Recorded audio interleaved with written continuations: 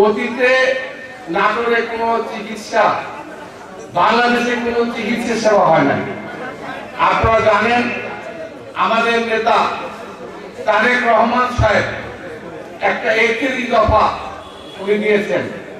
উনি 2022 সালের এই 31 দফা দিয়েছেন। এই 31 দফার মধ্যে স্বাস্থ্য সেবার কথা লিখেছেন এবং 26 নম্বর এজেন্ডায় উনি বাংলাদেশের স্বাস্থ্য সেবার উল্লেখ করেছেন। আমরা চাই বিএনপি ক্ষমতায় গেলে বাংলাদেশের এই যারা গরিব দুঃখী মানুষ, যারা অসহায়, যাদের চিকিৎসার অভাব মৃত্যুবরণ করে, বিএনপি ক্ষমতায় গেলে এই দেশের গরিব মানুষের চিকিৎসা সেবার ব্যবস্থা আমরা করবো ইনশাআল্লাহ।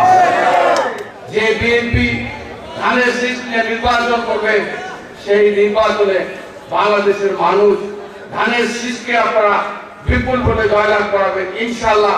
বিএনপি আগামী দিনে এদেশের গরিব দুঃখী মানুষের স্বাস্থ্য এবং চিকিৎসা সেবা দেবে বলে আমি ইনশাআল্লাহ আপনাদের আশ্বস্ত করব।